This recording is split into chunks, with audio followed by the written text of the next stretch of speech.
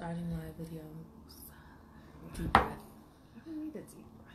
Good afternoon, everyone. I am Jocelyn McCrae, bus operator out of Fresh Pond Depot from Progressive Action. Why are you trying to sound all professional?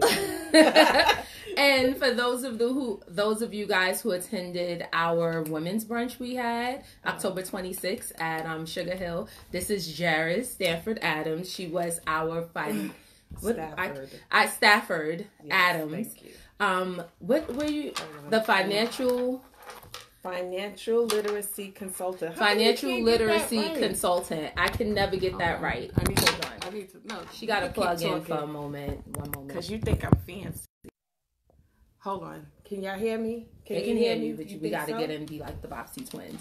So at the brunch, we had ran out of time. Like, it was so good. We had women speaking about domestic violence. We had women speaking about advocacy. And the clock just kept ticking and ticking and ticking. And you know how it is when you get a bunch of women together and we're discussing so many things that, the time ran out. So, this happens to be my notes from that day. Yes, this is her notes. It's about 5 to 6 pages of information. And she had to rush through it. She gave us about 10 minutes of good information. And it was like, we need more. We need more. So I am here. And we are going to go over financial literacy. Now, before we start, there's a few things. I want you guys to, one, like the Progressive Action Inc. channel. And then go over to the YouTube page and subscribe to the videos on the YouTube. The second thing is we are having a toy drive coming up. It's a GoFundMe. The link is in the description.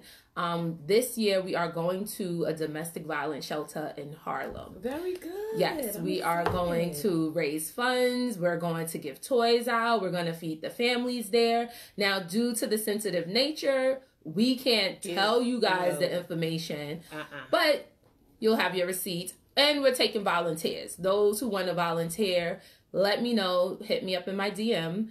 The date and the time is to be announced because they have to clear things with the city to make sure that it's okay to get us in.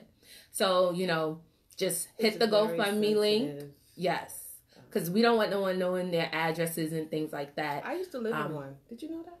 No, I did not know that. But now she's in this beautiful palace on Bedford Avenue. So that was the past. No, but it was a really good, to have people like yourself and your organization come to the shelter with the kids because, we didn't have the finances at the time. So it was a really good feeling for people to come out and support and give us things that we needed. So and it's to bring smiles on the children's faces, lift their spirits, help build some self-esteem into them, knowing that there's people out there who care about them. So, the purpose of the holidays, regardless what religion you have, if you celebrate, don't celebrate, for our organization is to let people know that we in the community, we care about each other.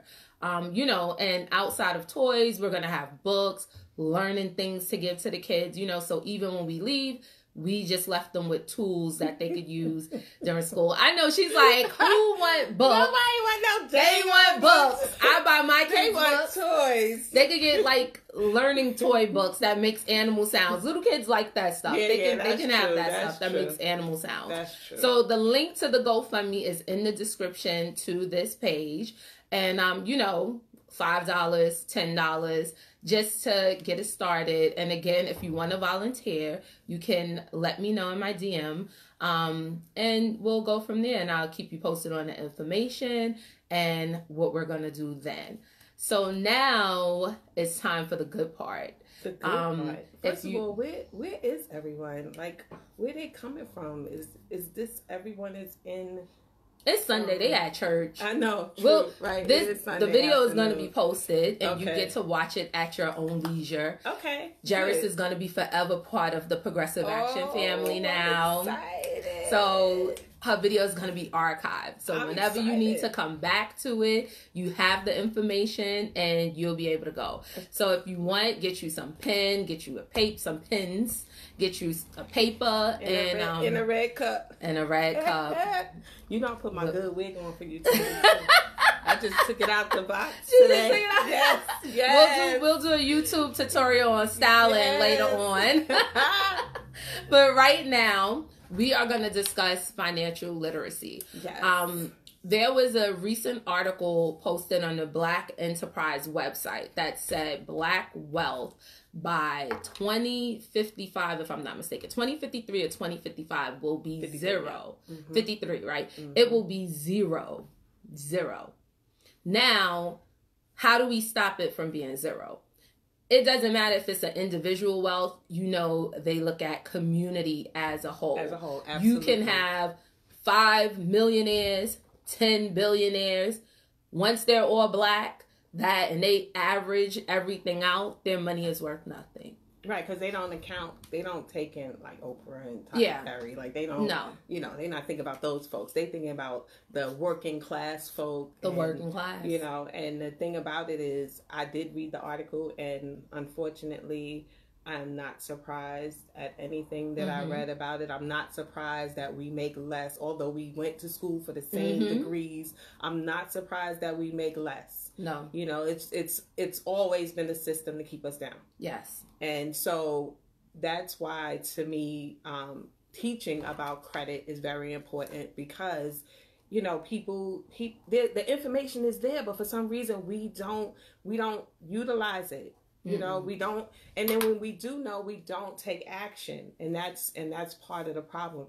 So, we can make the same amount of money. Even if we made the same amount of money, it wouldn't matter, because we don't do right by our money. So that's part of the problem. And even if we make the same amount of money, we know when we go for loans, because of us being Black, the interest rate is different. There's certain variables that's set up to make your money smaller than make Jocelyn's $80,000 different from Katie's $80,000. Right. Because the interest rate they'll give you and everything else that'll come with it, your credit worthiness, and all those things start to transform your money and make it less. So this video is happening at a good time because it's November. Right. We can start setting goals for tomorrow, goals for December, and 2020 goals to say, how are we going to be smarter about our money? How we're going to make it work? And I mean, the thing with New York City Transit is like we're experiencing, the New York City Transit employees make less than the Metro North employees, the Long Island Railroad employees.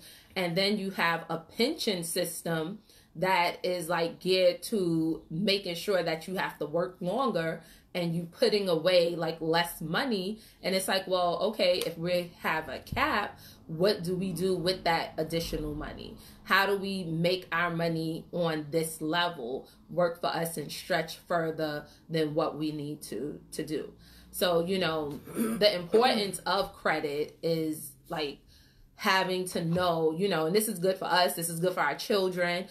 Some of us might feel like, well, it's too late. Like, girl, we already, money burnt our pockets. Our mama told us that. Right. My mama spent money, I spent money. Right. So now we like, wait a minute, we gotta get this going. And even if we're not gonna use the tools, use it for your kids. Teach it to your children coming up. Right. Because we're gonna get smarter, and then we're gonna help them get smarter, and then we're gonna build from there.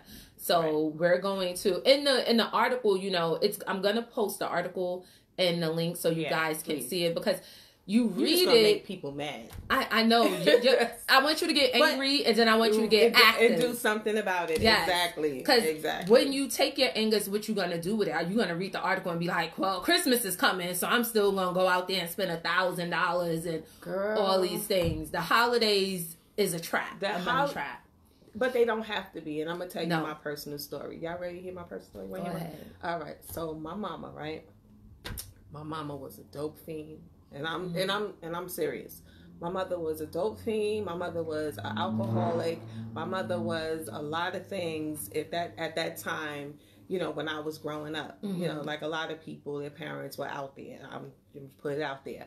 But my mother, she knew, and like everybody else knows, that Christmas comes on the same day every year. It don't change. No. Never change. It's the same day every year. But my mother, she would put our toys on layaway from July. The good old layaway. Right. She would put our toys on layaway from July.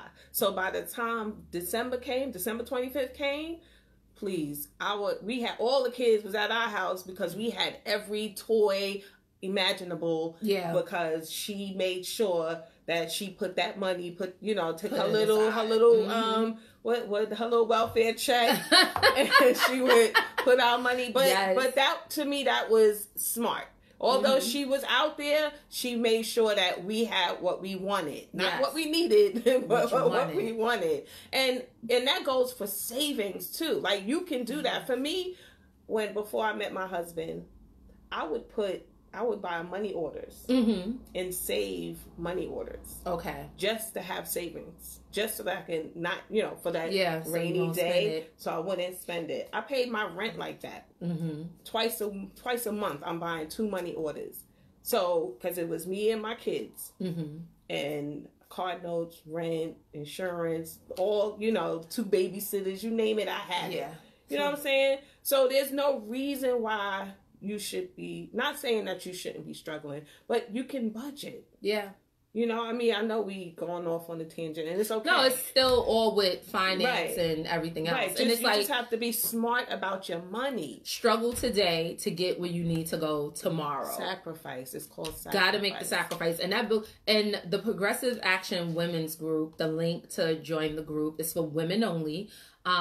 This morning I posted a video of Lisa Nichols, I think her name is, and she's like a motivational speaker. Yes, I'm familiar with her. So she said she put a separate bank account, and she wrote a check to that bank account, and in the memo it said funding my dreams. Yes. And she just sent it, each week she wrote a check to herself. Yep. And she said after 3.5 years of writing that check to herself to that bank account, she went and it was like $65,000 in the bank. Exactly. And this is from sending, $100 one paycheck, whatever you have to send each paycheck.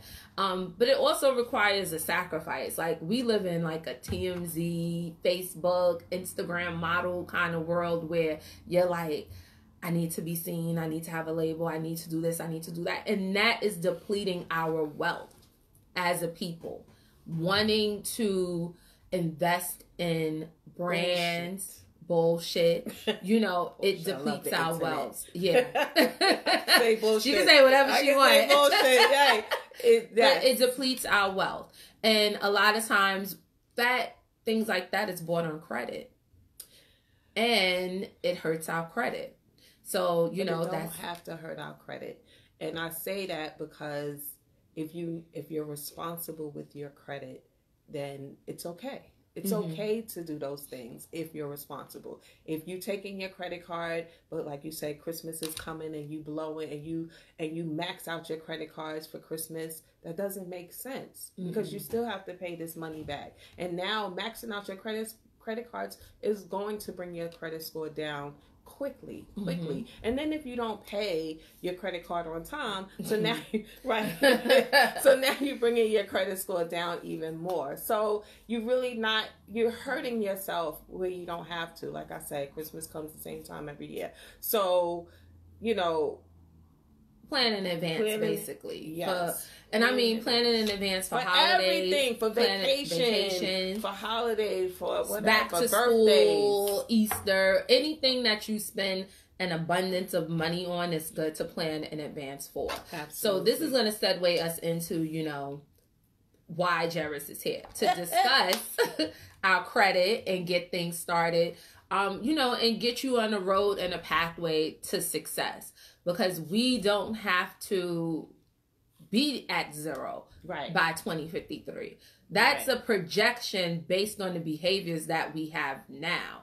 If we change those behaviors, we can change the projection on what is being done.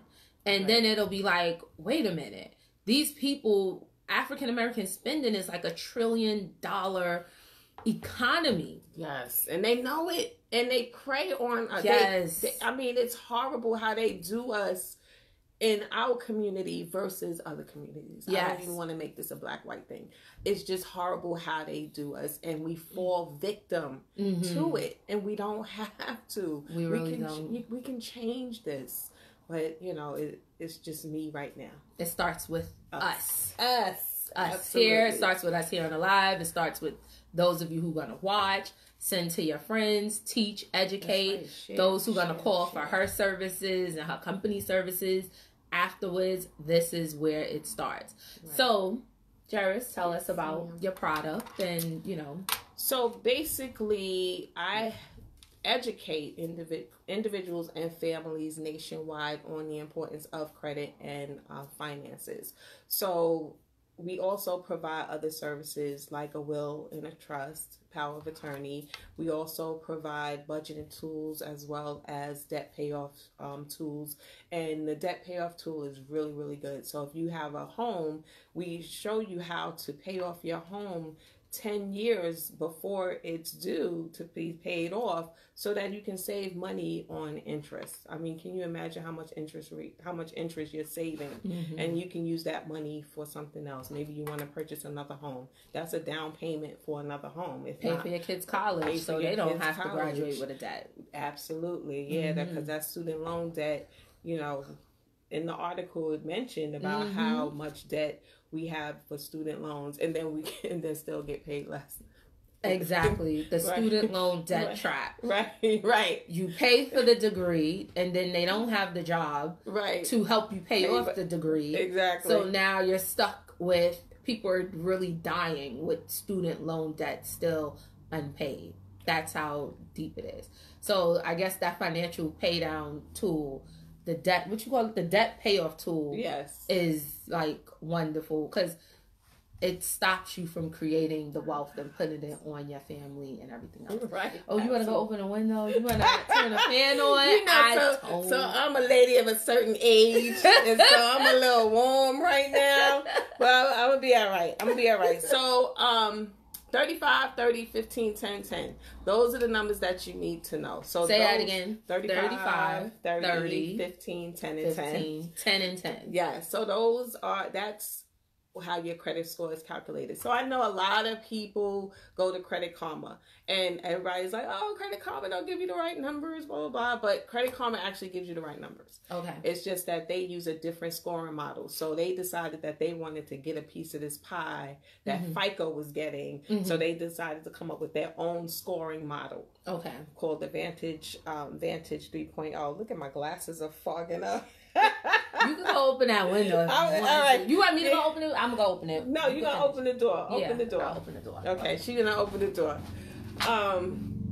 So it's the Vantage 3.0. And they, like I said, so they have 6 different categories in how we use the scoring. Unfortunately, a lot of the lenders don't use the FICO. I mean, a lot of these lenders don't use the Vantage or the Credit Karma, the Credit Sesame, all of those other online tools. They don't use those. So they use the FICO.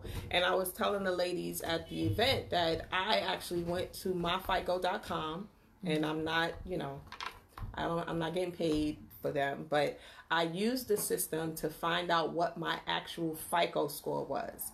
And surprisingly, my TransUnion score was 38 points more using them versus using Credit Karma. So I was really excited about that because now I felt like I was selling myself short. So I'm stressed out because my number is one thing, but when I went to here, it was another thing. And so, of course, I was extremely happy. So now I'm building off of that. Okay. So you want to go to myfico.com. It's about $30 a month. I only pay for 1 month. I found out what my score was and I bounced, okay? And Tramel, by the way, we coming to use your studio next time because you fancy. Anyway, so wait, before they go there, can't they write every year you're entitled to your free credit score? Well, that's different. That's different. Okay. So your credit report and your credit score is different. You know, so you can go to myannualcreditreport.com. You are entitled to your credit report every year. One credit report. And which is good. I definitely advocate for people to do that every year just to see, make sure they haven't been a victim of identity theft. You'd be surprised what's on your credit report. Even the creditors or the credit bureaus will report wrong information on your credit report. You want to make sure that's not, because that also affects your credit score. So you want to make sure that you look at that report, and so you can get those items removed or updated rather. Yes. Okay, so what else I wanted to talk about? Oh, you wrote my little notes down. You're so cute. She's so cute. I'm keeping track. Okay, so the 35%, the first one is your payment history. Now, one late payment can bring your credit score down 100 points. So you definitely don't want to pay your bills late. Now, you do have a window, like, you know, it's due on the 15th. You have a window to pay before they report. But just, you know, just to keep it paid on time, just pay it by the 15th so you don't forget. Or you can set up auto payment. You know, we have all of these banking apps. We can set up auto payment, so now you know your bills are not going to be late. I know for some credit cards, if you set up auto pay, like they'll give you like $5 or $10 off when you set up auto pay. See? Not off, like they'll send, I guess, like a credit or something. It happened with my Capital One card, and it was like, oh, if you set up auto pay, we'll give you $25. And I was like, oh, okay, set up auto pay. See? And it was just easier. So it's like if you call them and see what incentives they have, because the credit card companies want their money. You know, it's not like they giving you the card and they like, oh, take your time and pay it back. They want the money from you. So once you have this, you call them and you're like, listen, what happens when I get auto pay? And, you know, they'll work with you and things like that. But 35% of your credit score is based on payments. That's like, payment history, think of your kids' report cards. That's what we're going to think of this, like your report card. So cute. I still have the young ones. You know, my kids are grown. When she said 35%, I thought of 35% of my kids' grade based on your payment history. Wow, so that's a good analogy. You want to definitely make sure, and I mean, we're at Transit, we're on a bi-weekly pay schedule. So if you know you have like a bill, you could split it in half. And if you split the minimum payment in half. This is like a something that you don't know. So not the minimum pay the minimum payment twice. So if you have like $35 as your minimum payment, to ensure that you're not going to be late paying the bill, pay the minimum payment each paycheck. And now you're like paying a double payment. Or pay. You said pay the minimum payment, so every 2 weeks. Absolutely. So you'll never be late. And then you're tricking the system too, because now you're paying twice. They think you're paying twice versus one time. So that'll help your credit score as well. That's a good point, Ms. Jocelyn. I like that. Thank you. Okay, good job. Good job. I ain't gonna say my credit score, but you know, I'm sure it's kind of good. I'm sure. Exactly. Hello. Yes, because cash is king, but credit is power. I don't care what nobody tell you. You can buy as much stuff on cash as you want, but cash disappears. What about when you don't have the cash? Right? Yeah. Okay. And then they go to your credit history. I mean, a lot of us don't have the cash laying around to buy a house. You know what I'm saying? No. We don't have the hundreds of thousands of dollars that New York, the tri-state area, wants. So, you know, a good credit history is important. You know what else my company, we have, if there's a lot of people who pay rent, you can actually add your rental history to your credit score. Go back as far as 2 years too. Wow. Yeah. So if you may not have credit cards. So you may want to use that as well. Or if you do have credit cards, but you need other trade lines to help increase your credit score. So I don't know what this person is saying because I'm blind.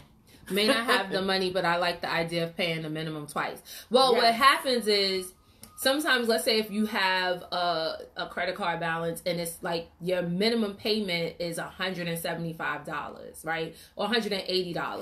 Instead of you making the $180 one-time payment out of your one check, you split that up and you pay $90 and $90. So it's less of a hit on your pockets. Absolutely. But you have to make both payments before the due date. The due date, right. So, well, one payment could be made you have to make both payments before the due date. So you really have to sit down and look at your due date and have your weeks of when you get paid and see, okay, if your due date is on a date after your pay, it might mess you up and you might have to 1 month is going to be a sacrifice month.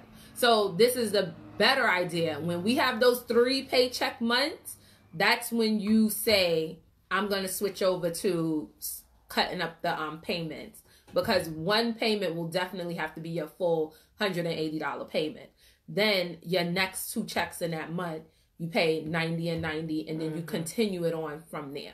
But it's a short-term sacrifice for a long-term gain, again. Absolutely, especially if you're someone who needs to pay your credit cards down. Yeah. So, which is my next thing is credit utilization, is how much credit you have and how much credit you have and how much you use. So you want to keep your utilization under 30%. If you could keep it under 30%, then you're doing good. So, like you were saying, if you have someone with a high credit limit and they're over that 30%, then doing the payments like that is perfect, because now you're bringing down your credit utilization, and the credit card companies and the credit bureaus are like, okay, great. They trying. Yeah. They, we going, okay, good. They looking to pay down. So, which is good. So, and if you could keep it under 30%, great. If you go all the way to the 30%, that's okay. But I definitely advise to try to keep it as lower than 30%. And actually, depending on how much credit you have, all of it, if you can keep, it's all calculated within that 30%, not just one credit card. You understand? So every card has to be under 30%. Every card. So if you have 14%, another card, it all adds up to 30%. So you want to make sure you keep that down. Which is, which is good, because then they start to increase your credit limit. And once they increase your credit limit, that's more money you have. When they increase your credit limit, do not go shopping. Don't go shopping. It just helps your utilization. Yes. When they increase your credit limit. So it does give you more to spend, but it brings your credit utilization down lower. So if you keeping it low, then keep it low. Don't go crazy. Oh, they gave me an extra $1,000. No. Oh my God. Good, great. Just keep doing what you're doing. Don't go buck fool. Okay. They gave me an extra $1,000. You're like, oh, they know when to increase your credit limit too. They increase it around the holidays, and then right before the summer. Yeah, and you're like, exactly. Oh, I have summer spending money, I have holiday money, but all of that money has to be paid back. And just remember, you borrowing on an interest rate. So, let them increase it and let it sit there and, use it wisely. But 30%, again, think of your credit card, think of your kids' report cards, and how much 30% is on that. If you think about it too, yes, this 30%, 15%, the numbers that I mentioned, it's also a grade. Yeah. It's from F to A. Yeah. So, we definitely want to get out of that F. Definitely. That F grade. I tell my son 85s and above. So I know very good. Now I have to utilize that. Whatever you tell your kids that those grades they need, put those grades into your credit score, your credit report. Be like, okay, this is where I need to be. Absolutely. See? So we're back. Oh my God. I had way too much space on. Oh no, I feel like, do we have to cut this short? No, we don't have to cut it short. Fun. Sorry, we're back. I had to delete some stuff on my phone. I needed space. I didn't know you needed space for this video on your phone. I thought because it was on live that it was okay. But, I got 2 kids, y'all. They just love taking pictures and stuff. Yeah, I have the same problem with my phone, pictures and videos and everything. So we were discussing credit utilization. Do we need to turn this off? No, that's how we see people comment. Okay. Cut your hotline off. I don't know. Chanel, you better stop. No comment. Okay. So we were discussing credit utilization and the importance of staying under 30%. Right. Okay. So we're good with that. I think we got that part. And remember, that's 30% of your credit. Overall credit. So you can't have one card at 97 and the next card at 10%. At 10%, no. Like, oh, well, it'll help average out. No. It don't work that way. It don't work that way. No, absolutely not. So... Okay, and so the next is 15%, which is the length of credit history. So how long have you had your credit? So I know a lot of people struggle with this as well because they're like, okay, so I have this credit card and I can't be trusted. So they quick to call a credit card company, like they pay down all their debt and they're like, you know what, I need to get rid of this credit card because I don't want to use it anymore. That's a problem because your credit history, your length of credit history is also a factor. It's only 15%, but it's still 15% and it counts towards your credit score. So you don't want to close any of your accounts. You could cut them up. But the problem with that as well is that once you don't use the credit cards for a certain amount of time, then the credit card companies take it away from you. Right, exactly. Yeah. So you want to probably use it. Like I tell this to my husband all the time. Like, he got, I'll be wanting to swipe, girl. I'll be like, Jeff, you got to use this card. You got to use this card. He's like, no. It's like $10,000 credit limit. I'm like, you got to use this card. So, you definitely want to use it like maybe once every 6 months or so. And it don't have to be a lot. Maybe pay Netflix or pay your cell phone bill. Well, those are high, but just pay just use it for a small purchase and then pay it off and then put it away so that, it stays active. Well, that's good because Netflix is like a reoccurring $15 a month thing. Absolutely. And then you put it on an automatic bill pay for $15. Exactly. Or $17, however. And now, boom, you're showing a good credit usage, a good payoff. And under the 30%. Under the 30%. And you're in two categories. So exactly. See, money burn your pocket. And she has a balancer because she ready to swipe. We're in her fancy studio house. We're not in a diner. And it's like, all this stuff. She has a balance. But I'm good, though. Yes. I'm good. I'm debt-free. Yeah. I can't speak about it and not be it. Exactly. So I'm good. I made sure of it. And so you could quit work anytime. Did I tell y'all? Oh, I didn't tell you I was quitting. She be at work like, I don't have to take this no more. Right. I be walking around bent over with my ass out, girl. But please. Like, I don't have all this stuff. And that's a good thing because when you clear up your debt and you don't have that much stuff hanging over your head, it creates like a less stressful lifestyle. Absolutely. Like we all know, we be like, oh my God. You're going to see a lot of people after the holidays. This video views is probably going to go up in January. Like, what do I need to do? Right. Stop writing stuff down. Exactly. And how do I get back to, And that's the good thing. The knowledge is what you need. It's okay. Yes. It happens. It happens where you pay a late payment. It happens that that they close the credit. It happens. But knowing what to do to get you back to where you need to be, that's what's most important. It's okay to have a low credit score now. Don't wait till you're ready to buy your house in 6 months. Talk about, oh, Jerris, I need you to help me with my credit. No. You fix it now so that when you need it, it's good. So that was part of the reason why I started doing this is because I felt like, I want to bring the information to people because you can't ever come to me and be like, Jerris, I ain't know. Yeah. Especially if I'm telling you. Yeah. I'm all over Facebook. I'm all over my page giving this information for free. And we put the link to her group in there where you can have 24/7 access to the information. And to me. To her. This video is also going to be in her group as well. Just so you can have the information because a lot of times that happens, people wait. Now they want to purchase homes and even vehicles. And it's like, oh, wait, but my interest rate is so high. And they're like, well, what happened? And they're looking like, well, we're going to give you this house with your 615 credit score. But oh, no, you're not getting that. 620, 645? What's the minimum? $680. Okay, we're gonna give you this And house you with your probably got $680. it. You probably got a house for $620 with a $620 credit score, but you're gonna be paying a lot more money than you would if you had a $750 credit score. So, yeah, we could fix it now, and it probably won't take that long to get your credit score up if you do the right things. Nope. Like, remember, 35% and 30% is just paying down 70% of your credit score. Right there, exactly. Paying down your credit score and paying on time. Absolutely, exactly. So, I mean, and also another tip, again, if you don't have credit cards or, I mean, you could get a secure credit card. All the banks offer them.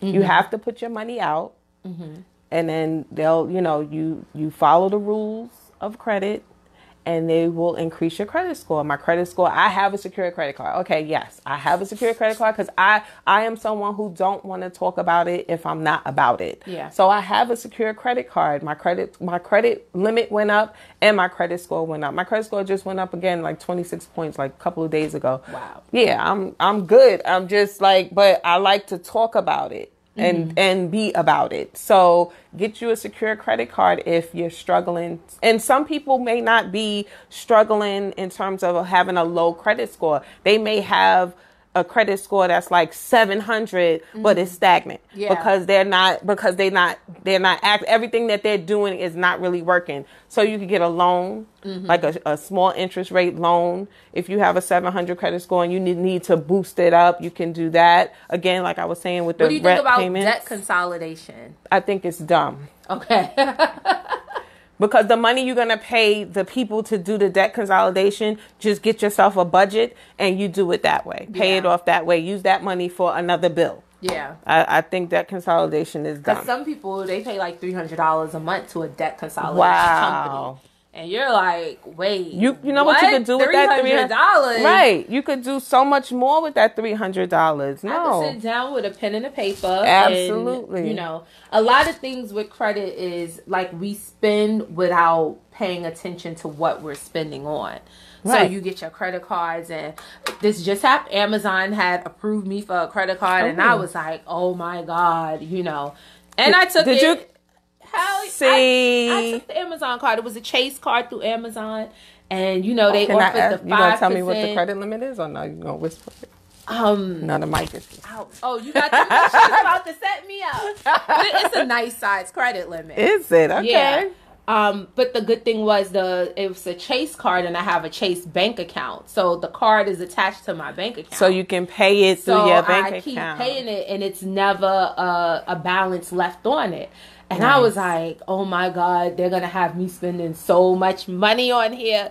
And I mean, I had it, and I kind of like went crazy. I know. I went crazy. You went over the 30%? No. No, I didn't, because the credit limit was like, okay, it's good. Okay. Like the first month, I think I spent like $700 on the card, and I looked and I was like, oh, sugar honey, I see I got to pay this back. Yeah. I was like, oh, snap. And when I got paid, I paid the whole thing off.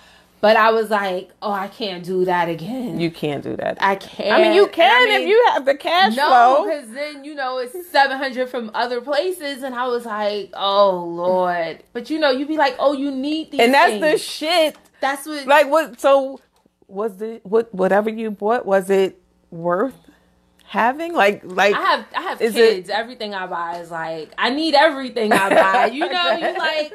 And that's if part it's of the for me, too. If it's for them, I need everything. But it's like you spend Christmas all this is going to be lighter, even though we don't really celebrate it. But neither do. Girl, please, let me tell you, please. But it's just like you spend the money and you're like, because it's there, and that's the good and the evil to it. It was like that's the trap. What happened to the trap? But the good thing is, because the card was connected to my bank account, I was able to immediately see. I think everyone should do online, even with your credit cards, because you get to see the balance and you get to be more aware.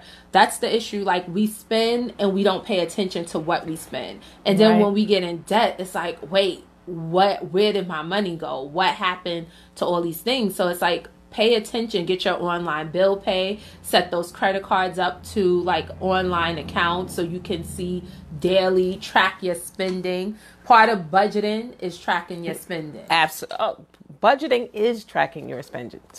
Yeah. And the thing about it is people think budgeting is like a death sentence. Like, I used to think budgeting is a death sentence. Really? I was like, oh my God, what's a budget? Like, right. But it's good because you know exactly where your money is going and you know exactly how much you have left to save or to whatever.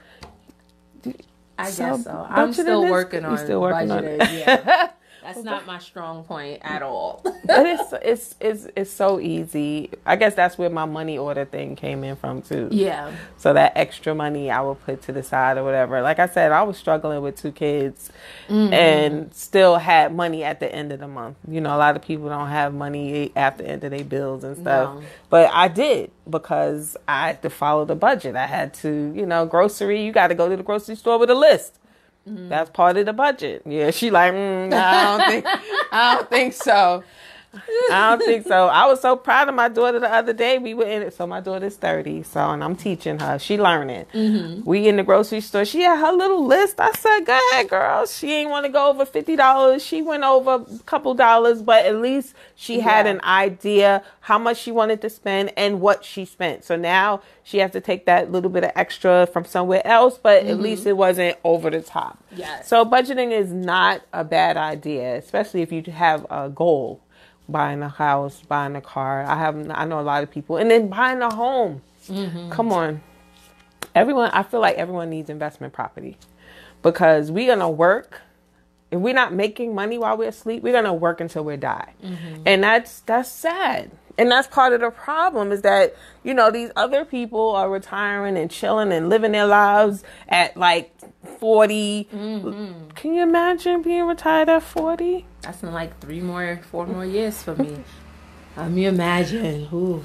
Lucky numbers. Send me them lotto numbers. See, that's not the retirement plan I was referring to. Definitely not. But if you had some investment property, if you budget and you save and you do the necessary things, this is the type of wealth things that we're talking about. These are the type of network things that we're talking about because first of all, we want to leave a legacy for our kids. We don't want to leave bills to them.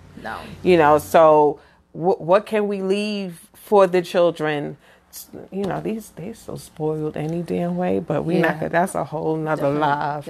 But we're not gonna go there. But yeah, but it starts with keeping your credit. With keeping your credit. That's your baseline. So we're at the 15% for the length of credit history, and then we go into your new credit. Yes.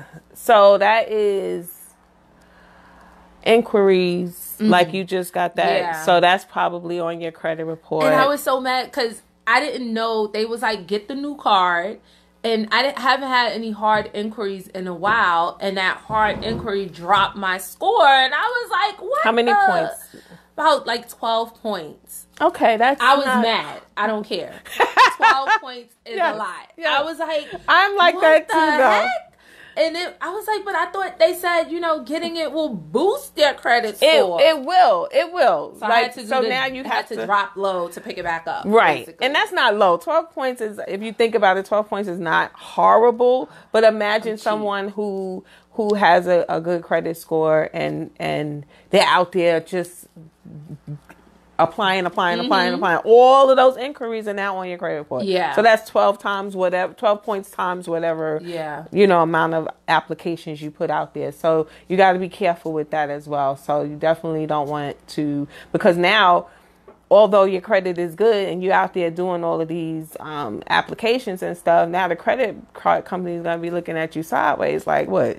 She's acting a little desperate. Like, and then they're going to start... Right. I'm going to ball out of control and just skip the country. And don't pay. Exactly. So they're going to be scared like, all right, she about to do something crazy. So that's a negative. So, you got to be easy with those inquiries. So every now and then is not bad. 12 points is not horrible. But although he would shed a nice little tear. Yeah, I was like, what? I was ready to call. I think it was like Credit Sesame or somebody. No, I was on Amazon and they referred, and I was like, and I remember from having like the Credit Sesame and the Credit Karma that it was like, you know, you gotta meet him. Well, from having a Credit Sesame and a Credit Karma, that they was like, oh, you know, you qualify for this, that, and the third. So I was like, let me take the Amazon.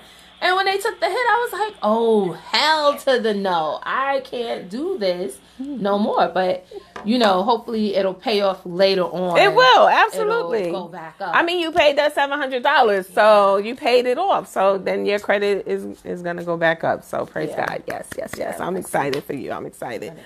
You're going to get there. You already there. I know. And the last 10%, which makes you Wait. You got that card with you? Because I need some stuff. That's why you don't tell nobody about the Amazon. Yeah. Amazon is one of them things you keep quiet. Right. Well, you just told everybody. See, and this is another part of credit when people know that you have credit cards. Oh my God. I'll lend you money before I lend you my credit. Yes. That is the credit killer. Can I put in co-signing? I would never. For my kids, absolutely not. Y'all thought she was going to say, oh, only for my kids. No. Hell no. Not even them. I mean, I feel like I don't trust myself with the credit. So imagine me trying to trust somebody else with my credit. No, I'm sorry, Pumpkin. This is not going to work. I'm not co-signing. People have horror stories about co-signing. Oh, it's so many. Putting someone's name on your credit card. Okay, so you can do that. Mm-hmm. You can do that so let's say you're someone who wants to purchase a home and your credit is not where you want it to be. And I go to my friend Jocelyn. Look, Jocelyn, you know, I know your credit is good. Mm-hmm. Can you put my name on your credit card? Don't give me a card. Oh, yeah. Don't give me a card. No damn card. But let me piggyback off of your credit until I get this house. And then once I get the house, then you can take me off. Okay. That's a good thing. Just don't give them a card. But you know what's a great thing? When your child turns 16. Putting them on the credit card. Yeah. Girl. Listen, the game plan, and this is like the jewel that nobody's ever going to tell you. No. When your child turns... tell you. Well, she's going to tell you afterwards because this is her lane. You know, I just read up on it. I did my research before I did a live about this a long time ago. But yes, go ahead. Putting your kids, if you have good credit. Yes. If you at 500, don't put your kids on there. No. And keep your bills out your kids' name. But yeah. When you and then there's that. Exactly. When your child turns 16 and if your credit score is great, like in the 700s and higher, add your child's name because you are now building their credit and starting them with the higher credit. Right. Than if they would at 18 trying to go get something on their own. Right. So again, if you start now with building your credit, this is something that you can inherit your children good credit. So when they turn 16, the gift of you to them outside of a Sweet 16 and all that Jordans bullshit. And furs and whatever the hell y'all buy y'all kids. At 16, when your credit score is good, say, hey, I'm going to add you to my credit. I'm not giving you a card. No. You probably could give them a card. Nah. I'm going to give a card. I'm not giving. Hell no. My son is responsible. I feel he could get a card. Until he's not. He's frugal. Until he's not. I taught him to be like real frugal with his money. But you give them a card. At 16, you add them on your credit. So now your 700 is their 700. I wouldn't give him a card though. She says she's not. I'm not giving a card. I'm sorry. I'm not even sorry. I'm not giving a card. I would wait until they're 18. And then once they are, at that age, then and if providing they have employment, then they can get their own card and build and continue to build off of the credit that we started them with. Yeah. That's what I would do. So remember that 16. You can add your child to your credit. Mom, I want to get this game. When they turn 16. And if you have good credit, your credit becomes their credit. Absolutely. Please only do it if you have good credit. Absolutely. And if you're going to maintain the good credit. Right. Because you're not financially them, responsible. Don't waste your time. And a lot of times college career paths isn't what we want for them. so we can like if they're not going to college and they want to start a business or something, you have just gave them like good credit, and that's it. So the last thing she said, Sana Malik said she gave her kid a card. She said we each know our kid. Okay, yeah, exactly. I know mine too. So she knows she ain't giving him a card. I know I'm going to be like, listen, here's this card. I mean, the only reason I would give them a card is if they were in school or something. Yeah. Other than that, I'm not giving you a card for what? Especially if you don't have a job. If you don't have a job. I want to ball out. Right. No, not on my back. Be like, I'm going to help you get good credit, but you ain't getting no goddamn You're not getting card. no card. Hell no. That's it. I'm done with that. I'm sorry. So, that's something that, this is how we help the next generation become smarter than our generation. Like now we're just, and for those who haven't already learned, we're like in the process of learning about credit and everything. Right. So now we're like, oh, okay, let's help our kids. So, and you could also check your child's credit report also because, go ahead. No, go ahead.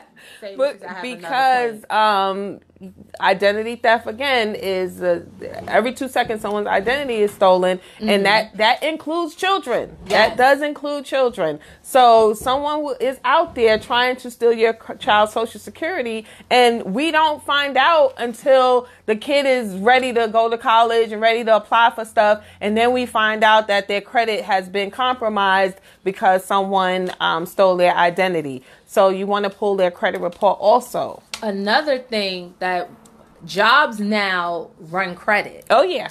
So imagine your child coming out of college, and my son is coming out of college, her son is coming out of college. And I done started the good credit history and everything. They both have the same degrees. Now they go to pull a credit report. And they're like, well, wow, this kid got a 800 credit score. Like, what the hell? And they're looking at him like, well, he got a 625. So with them pulling, the credit scores and everything, it helps to, give your child that extra boost that's needed. And these are things that doesn't even require money in the bank to do. Right. Think about these things. Like, this is something, that's part of building the wealth. Exactly. Building the wealth. Exactly. Helping, as the article said, that the wealth is going to decrease. This is something that you start without money. It like you're gifting your kids good credit. Yes, Sandra. Or because you are starting at the base level to say, okay, this is what we're going to do. And of course, at the same time, teaching them what not to do. Education is powerful. Right. You're giving them these credit cards without giving them the knowledge on keeping it, where it needs to be. Then you don't waste your time. Don't even bother. Just giving them a credit card is a waste of time, especially if they don't know what to do with it. And if you plan on paying the bill, okay, maybe. But I don't know. Yeah.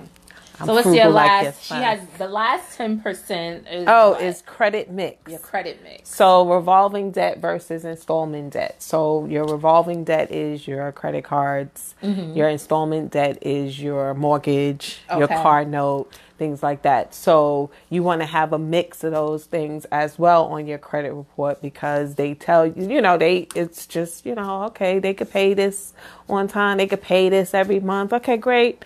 So, it's 10%, but it's still a good boost to your credit. You want to have a mix of credit because it's going to keep your credit stagnant. You're not going to get any more credit, and your credit is not going to increase if you don't have a mix. Even like furniture cards, things like that. Yeah. You want to be, want to use things like that as well to increase your credit score. Exactly, Sana.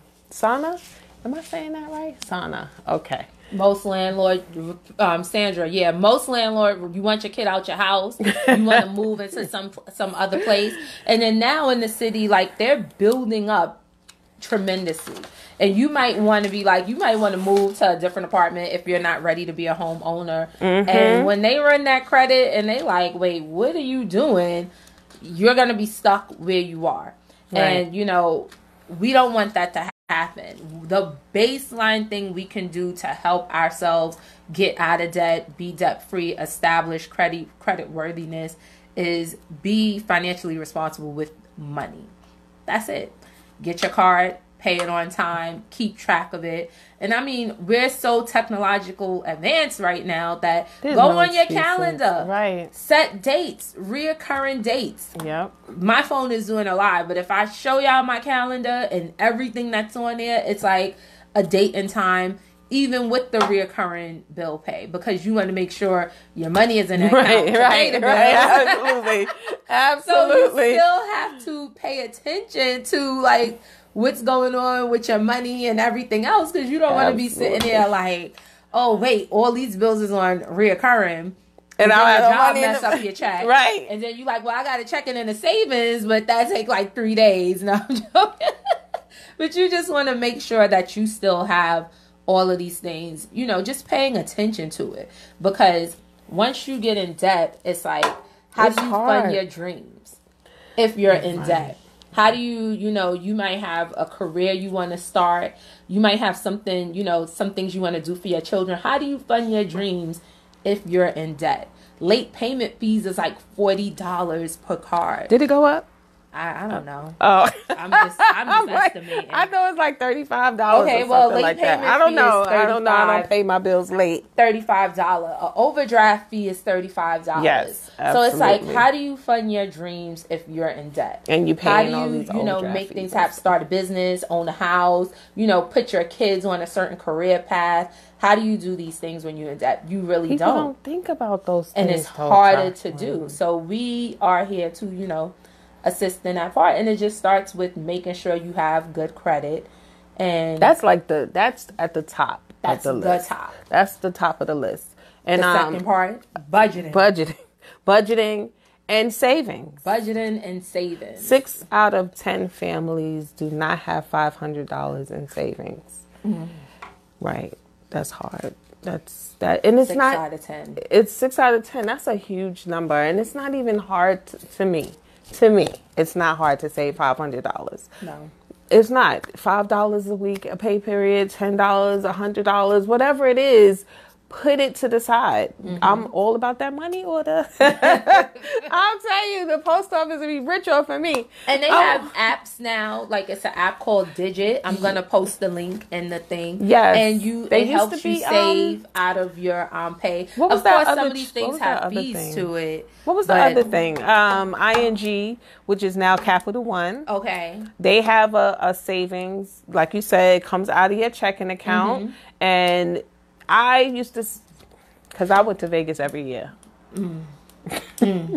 I used to save $35 per pay period to go to Vegas. Okay. I started in January because I knew that I was going the following year. Yeah. I had a couple of $1,000s to go to Vegas. And I don't gamble. I'm cheap. My ass is cheap. I don't gamble either. I don't gamble. I did win. Anyway, that's Jeff's fault. But I saved my money. I saved for vacation. I saved for everything. I saved for a lot of stuff. I like when my husband goes, so you went to Florida and you didn't spend any money out of the bank account. I know, because I saved my money, pumpkin. Remember that, Jeff? Yeah, I put the money to the side. I don't want to be using my bill money for vacation. You out here telling women secrets. She out here giving out secrets on how we do things. You know, the side money grandma had and under the mattress and everything. I wasn't talking about the side money. I was talking about savings. Okay. See, there you go. You just blew it up. Because you like how you ain't spend money from the bank account. Savings. I save. And like Sandra said, you can't live in New York City if you do not save money. Right. But there are people that do. There are people who here that live paycheck to paycheck. Yeah. And the paycheck to paycheck model will have your blood pressure through the roof. Absolutely. You be like, I'm a vegan and my blood pressure is still through the roof. And it's because it's a paycheck to paycheck model. And you're like, if an emergency happens, right? Who gonna bail me out? Who gonna bail me out? And the thing is, speaking of bailouts, like, you know, with this city and everything, if your child, somebody in your loved one get locked up, you don't even have bail money to get them out. People die. They don't have money for funerals because they don't have life insurance. And they have to, that was a good segue. That's a segue. That was a segue. Life insurance. Life insurance is so important. And I did I tell you my father passed away on October 26th, the day of the this year? Yeah, the day of the women's event. Oh, I didn't bring it up. Sorry, but his funeral was the. Okay. His funeral was the following Sunday. Girl, when I tell you, beautiful. Mm-hmm. The casket, everything was beautiful. No one wanted to cremate. They had the money. Mm-hmm. He had the life insurance. Had his name on the cloth and everything. It was beautiful. Mm-hmm. But some people, when their loved ones pass away, they have to cremate. Yeah. Now, I don't mind it because it saves a lot of money. Yeah. But it has to, they have to do it because it's so much cheaper. You don't have a choice. Because you didn't prepare. Although we know, just like Christmas, we know that one day it's inevitable. But for some reason, people do not plan for it. Now, the thing with life insurance is because you have your job life insurance.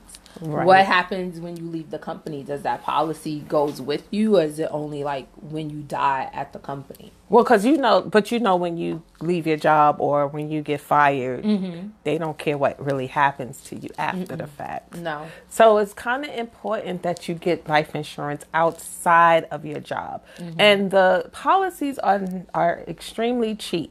Mm-hmm.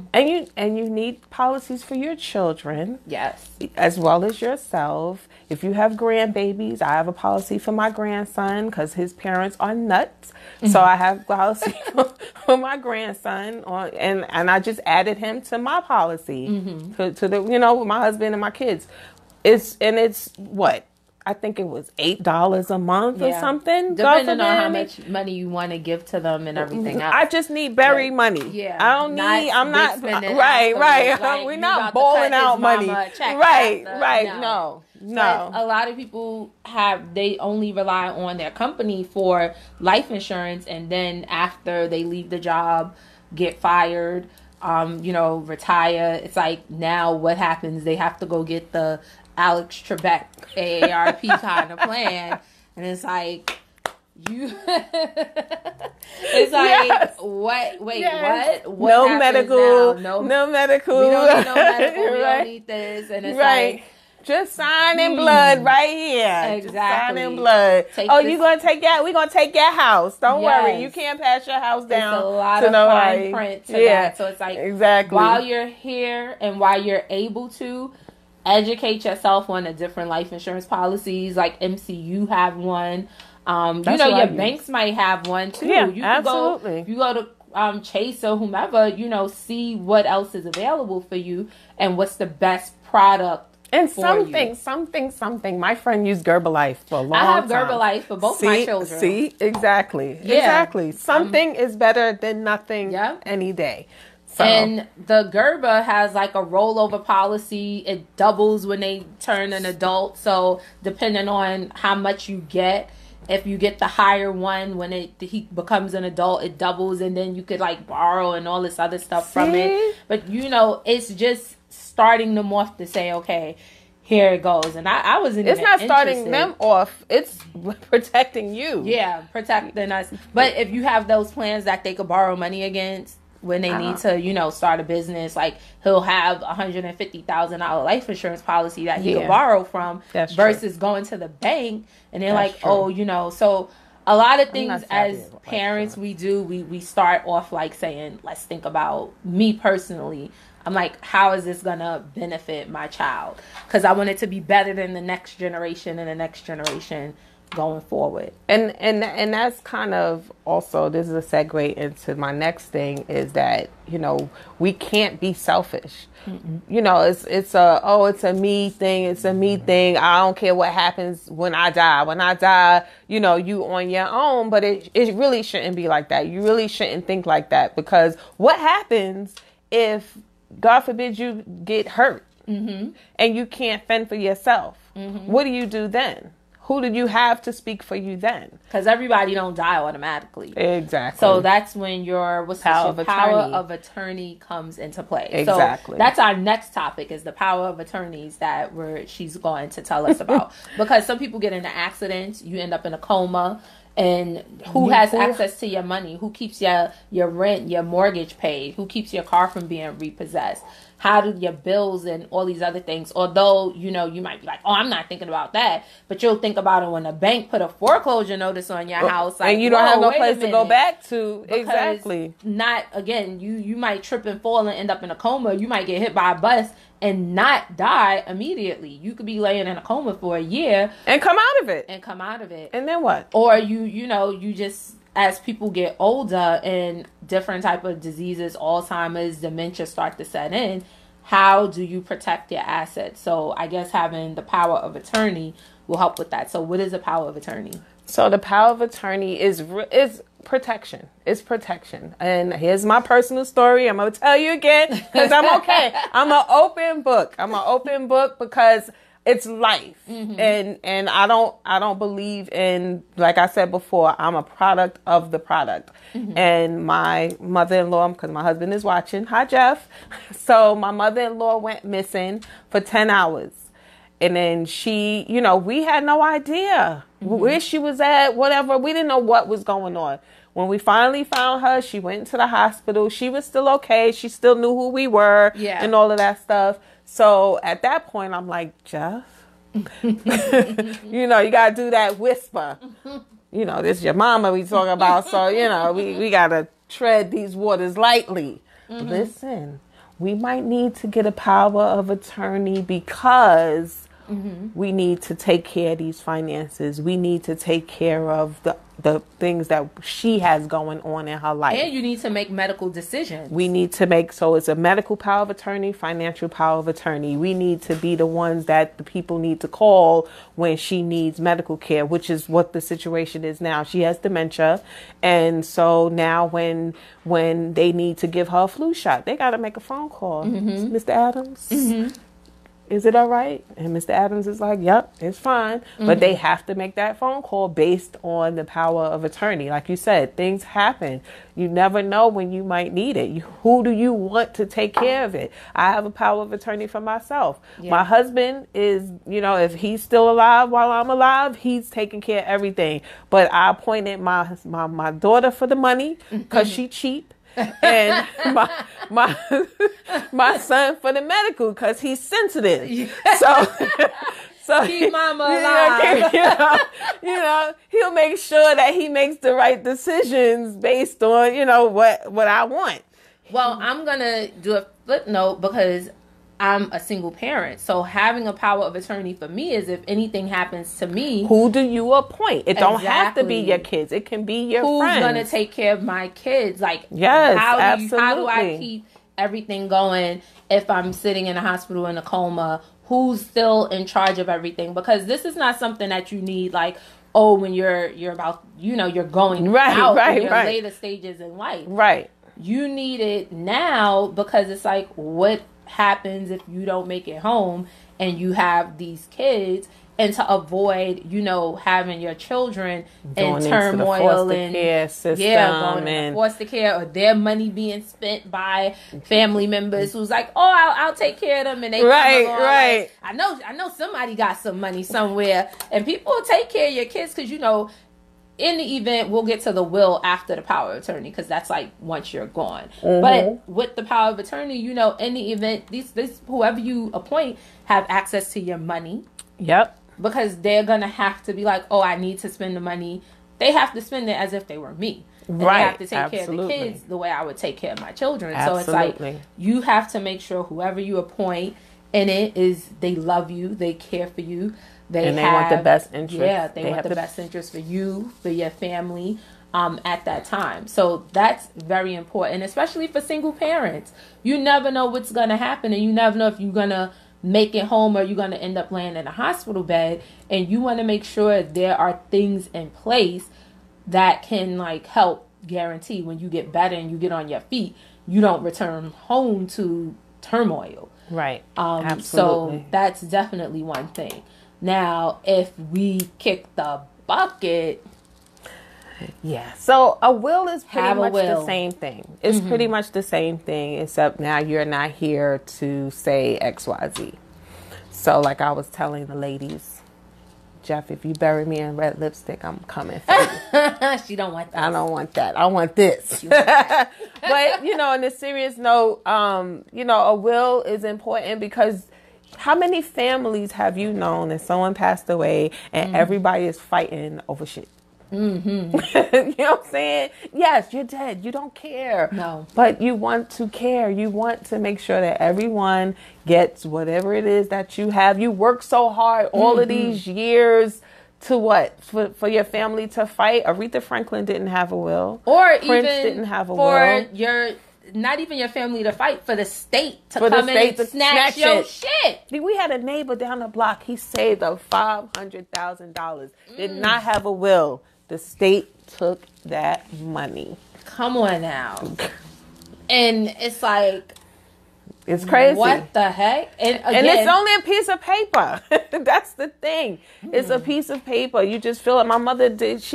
Anyway, it's a piece of paper. And it's a contract. You know, I'm not gonna say we're gonna just write on a piece of blank paper or whatever, and you sign it and that's it. But it's a contract. My will right. Exactly. Like, no, it's a contract that that's binding by law. So you know, you want to have these things in place. It's not. Don't say, "Oh, because I don't have anything." Well, we need to change that too. If you don't have anything, let's get some shit. But you do have stuff. You have life insurance. Absolutely. If you don't have, if you have a good policy that might be like 100,000, 150,000, and it might take 20,000 to bury you. Even if it's 2,000, at least in the will you can your wishes will be met. Whatever it is, whatever you say, I want to be buried with a hat. I want to be buried with socks on. Whatever it is, the will make sure that you get these things. But I'm talking about the investment. You could bury me in a t-shirt and jeans. Right. But that money, I need to make sure that the money that we have, that you work hard for, because we're working hard for generational wealth. Right. When 2053 comes, it will be 2020 next year. They are projecting in 33 years, African American wealth will be at zero. Okay? So what that means is, you don't have a will, the state take the money that could go to your children, your grandchildren. Money that can be used to start businesses, to buy property, to pay down their debt, to pay for school. You know, we want those things in place. Power of attorneys, again, so you don't go further into debt.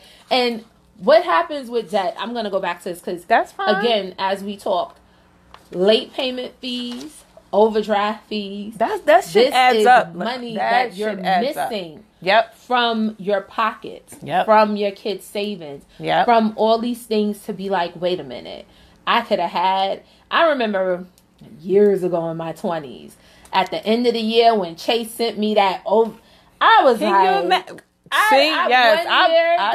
I probably had $1,300 in overdraft fees. What? That's your savings right there. Exactly. That was $1,300. And it was at the point at the end of the year when I seen it, I was like, oh no, I can't do this no more. Cut off that, did online bill pay, made sure they didn't have apps and stuff. Right. Now I have the app on my phone and make sure you know what's in it. But when you're in debt, it costs you more money than what your actual... It costs you more money in interest rates when you have... your late payment, your overdraft fee, and your interest rates. Those three are it's extra money coming out your pocket. Keeping you down. So we have to look for... And this is not even money that we spend on extracurricular activities. This is just money that we're paying for the money that we use. Right. This is money we're paying for the money that we use and forgot to pay back. And now it's like, oh, you owe me extra money. They're like loan sharks. Right. Exactly. But if they don't get their money, instead of breaking your nose, they're going to break your credit report. But how do you make someone do the right thing? You hurt them in their pocket. You hit them in their pockets. That's how you... I mean, if it helps that bill, I was like, never again. Exactly. Ever again did I overdrive. And this was in my 20s, 10 years ago. And I was like, I didn't know as much knowledge as I knew now, but I knew what $1,300 in payment was. And this was outside of calculating how much interest you pay at the end of the year when you don't pay your credit card companies back. So, you know, we have 33 years from January 1st to get our lives together. Yes, so we don't have to be in debt and we don't have to wipe out the black wealth. Now, what's that? 33 years? You have young kids, teach them now. You have older kids, teach them now. So we can go and say, you know what? We're not doing that. We're going to change the whole course of what's supposed to be and what's supposed to happen. I would love to go into the high schools and teach this. Because they don't teach in the high schools. Have they ever? No. No, that's part of the problem is they never taught us.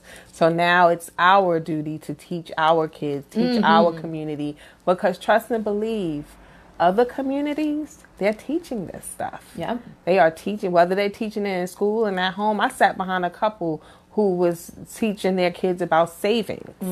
We don't teach our kids about that stuff. We standing in line for chicken and shit. So, like exactly. But I do want to say this because a lot of New York City public libraries have classes and stuff like that for you to go to. But as parents, you know, we already know that the system is made for us not to succeed. This is the real deal. It's in our DNA to be great. Black folks, we are so intelligent and so powerful that they put all these roadblocks to stop us from getting ahead while they get theirs ahead. Right, and they the same roadblocks that they're using against us, they use and build off of. Yep, the same ones. And and they're not really roadblocks. No. We just need the education. And then once we have the education, we need to follow. And everything is out here for us to use. The internet, Google, go to the libraries are still in existence, believe it or not. I actually do workshops. Like, I have done workshops. So if anybody out there who wants me to do another workshop on credit building, I would love to do another workshop. If you guys are going to turn out, then I will do a workshop on credit building. And this is the opportunity that you can take the information and you can pass it along to your friends. Well, this is like a virtual workshop now. Apps, you know what, Jocelyn, you are so right. But you know, sometimes people like to sit in a place and ask questions and talk and stuff. So, you know, I'm old school. Yeah, you know, I'm an old lady. The library is still in existence. Exactly. We have to stop blaming others for our children not being educated and start doing it ourselves. It's nothing to say, hey, pick a day of the week, whatever your day off is, say, you know, we're going to cut the TVs off, we're going to cut the laptops off, we're going to, you know, or we're going to use the TV and a laptop to watch this channel and learn about wealth building, learn about your history and anything else. But in this particular subject, we're going to learn about wealth building. I'm going to purchase the books to teach you, because there's books out there, there's tools out there. And if you can't purchase the books, you don't want to spend the money, go on YouTube. There's speakers, everything else. Share our video. Come on and say, you know, listen, they were talking about some good things and I'm going to start doing this, that, and the third. And then sit down with your children and start doing it as well, especially those with young teenage children. Now is, you know, now is younger, the time, like you said. You know, when they're young, you start the piggy bank when they're little. Put in the piggy bank. But now when they turn... it's still in that, making sure that they know. Yes. Putting in the piggy bank. Oh, I got to put in the piggy bank. Yes. You start teaching, drilling that into their head, I got to put it into the piggy bank. And then it becomes a big boy bank, big girl bank. Then you take them, take their piggy bank, you take them to the bank, and say, we're going to put your money in an account. And then you put the app, depending on their age. You might not want to do the app. If they're like under 10, you say, oh, we're going to get our statement in the mail and we're going to see how much money you have in there. When they become teenagers, you say, hey, you're going to put the app on and we're going to monitor it. When they get 16, I'm going to add you to my credit, and this is how we watch how credit scores are. When they get 18, hey, here's your own credit card, and now you're establishing your own credit, and you go from there. And these are simple things, again, that you don't need. You could start with the coins in your pocket to say, hey, I'm going to use this for savings. I'm going to use this to put away. And it doesn't have to be like, I need so much money. Right, There's $5. But no, it's this thing, and it comes out every year. That $1 a week, and then the next week it moved to $2. Yeah. I'm going to find that picture, and I'm also going to post it in the comments. Because, again, if you don't want to do it as an adult, give it to your kid. You might give your children allowance and be like, hey, this is what I want you to do. And just start the process there. Because we have 33 years to change the trajectory from us having zero wealth to us now having wealth. Exactly. And it starts with building your credit. What we said, having a power of attorney, getting a will, saving, getting a trust, saving, debt-free, budgeting, something as simple as that. And then, what we have, as LaShawn said, then you move up with the Dr. Boyce Watkins and right. Claude Anderson. Yeah, I might have to write this. They teach you how to invest your money and everything like that. We're starting on the ground floor. So once I'm sure he did. What Warren Buffett is 86 billion. He's worth $86 billion because LaShawn said Warren Buffett's father did it for him. Yeah, and you see exactly. Didn't Warren Buffett? He just bought Coke, I believe. oh, yeah. Sorry. So I'm from the hood. I was like, what? What he brought? Coke. Like, wait, what? No, Coca-Cola, I believe. If I'm not mistaken. Again, and we don't have to come from money to know about money, to learn about money, to get on the right path, to spending money. It's never too late, basically. It's never too late. We might not have, us and I, or me, I don't know what got going on. I'm in a palace over here, so stupid. I'm in a palace in Bed-Stuy, so I don't know about them. But, for the majority of us, you don't have to come from money to just start on a process of saying, hey, the baseline, let me get my credit score right and establish a budget and a savings account. That's the baseline here. Look, I'm checking my watch. We've been on here for a good amount of time. No. Okay, I so let me don't. finish talking. Oh, so you don't. I'm about to close it out. Oh, you about to close out? Yeah. You don't have to come from money to build it, to get it, to start establishing it and pass it on to your kids. It just starts simple with saying, let's pay attention to our credit. Right. Let's budget. Let's save, and start from there. So we just wanted to. I keep going. Well, LaShawn is late to the broadcast, so he gotta rewind and go from there. But we just want to put that out there, and I mean, most people on here are employed, and you're at a company that has like your 401ks, your 457s, your life insurance, and things of that nature. Just start paying attention to where your money is going. And wait, fuck all of those things. Better. Start saving your own money. Because, believe it or not, you have a 457, but when you need that money, it's going to be pulling teeth. You might have to give some couple pints of blood to get that money. So save your own money so that you're able to get to it when you need it. Yes. And you ain't got to have too many questions about what you're doing. Right. Why you need your own money? Like, what the fuck? Like, no. So, all those are cute little programs, but trust me, when you need it, they will definitely bend you over and make sure they screw you before they give it to you. Yeah. So, just going through that process and having it saved and establishing all those things will definitely help. And when you come back, after you watch the video and you share the video with your friends, again, we want you to join Progressive Action Women's Group. It's a group for women's only. Can I join that? Yes, you can join. You can join and invite other feel women. Special. We, in the women's group, we discuss topics that's solely for women. Okay. I mean, like sisterhood, wealth building for women, because it's a lot of single parent homes out here. And we want to make sure that we empower women to empower the children, so that they don't have, we could break the curse, cycle, cycle and everything else. Also, in the women's group, we discuss topics and health and everything that's related to women. That's good because I'm an older lady. Yes. And I have shit going on with me that I'm sure the other older All ladies can relate have to. Things going on. And we just want when it you as get a safe this space. age, and we just want it as a safe space. You know, we just want to have things that we discuss with he said, what women. about the men? You're going to have to take that up with Tramel. Or he can start one on his own. Oh, that's a good idea. Why yes, not? Empowerment. That's all my videos about is empowerment. Very good. If you want to start one, you know, we'll assist. And married? So the next thing is, again, we're going to join Progressive Action Inc. Go on the YouTube page, subscribe to the YouTube page, come on this page, like it, share to your friends and everything else. And you can have it on there. And the final thing is we have the GoFundMe for the toy drive. Once again, we are going to be going to a domestic violence shelter in Harlem.